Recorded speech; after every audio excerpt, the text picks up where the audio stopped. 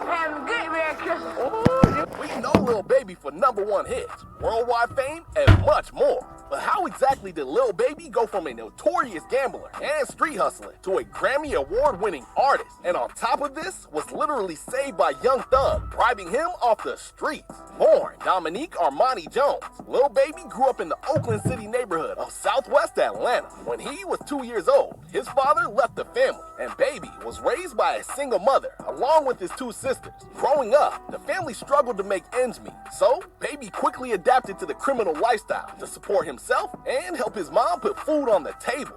You like 10 or 11, but you walk out the door, ain't nothing. But they gambling here, they selling drugs here, they robbing here. So when you walk out that door, you in the world. Baby was arrested for the first time at just 12 years old after he and his friends attempted to rob a house in the neighborhood. But before they could even attempt a break-in, police showed up and they were all arrested for burglary. But due to his age, he couldn't be booked in an adult jail. So he spent 10 days in a juvenile facility before being released. After that, his criminal activities were no longer a secret to his family. And Baby only got deeper in the streets. He continued attending school, where he was a good student, getting mostly A's and B's. But crime kept getting in the way of his academics, and he was repeatedly suspended. He eventually dropped out in the 9th grade and committed to selling drugs full-time to support himself. He would slip up and get caught dealing while on probation after recently turning 18, which meant he was facing significant jail time. Luckily, he had enough money to hire a decent lawyer who negotiated a deal where he would only spend 2 years in prison. However, Baby was not satisfied with the arrangement and hired another lawyer who got him an even better deal, where he would only spend 6 months at a work program. But he quickly realized the program was different from what he thought it would be. He'd have to do a year, not 6 months like he thought. And it was a zero-tolerance kind of environment. Within the first month, he got into a fight with another inmate, which affected his ability to finish the program on schedule. So he decided to leave the program and take the first deal of 2 years in a real prison. While locked up, he reconnected with some cousins and friends from Atlanta who were doing some serious time, including double life. Seeing dudes his own age spending the rest of their lives behind bars made him start to think about his future and reconsider how he was moving. He eventually got out in July 2016 and returned to his mother's home in Atlanta. Even though he decided to start moving smarter, he still had no ambition to leave the streets alone completely. It wasn't until one of his close friends convinced him to start rapping and even paid him to stay out of the streets that he started taking music seriously. This friend? None other than Young Thug. When Baby got out, he realized that even more of his friends were blowing up in the music industry, including Thug himself, who'd he known since high school. At first, Baby didn't have any dreams of becoming a rapper, but he started messing around with music just for fun. One day, he decided to book some studio time and made a track he uploaded to Instagram almost immediately.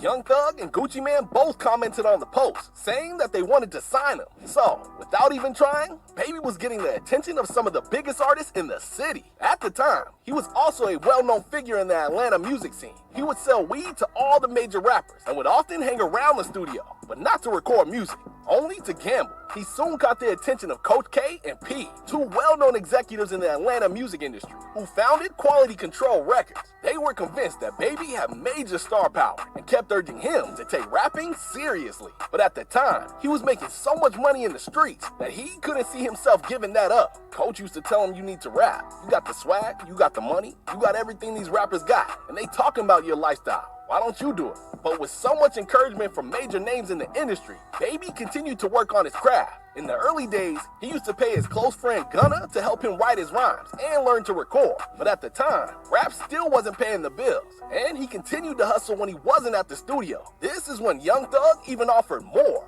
paying him whatever he was making in the streets to just stay at home and focus on music. He wasn't even trying to sign him or make money from the arrangement. He just didn't want to see Baby's talent go to waste. I used to pay this nigga to goddamn stay out of the streets.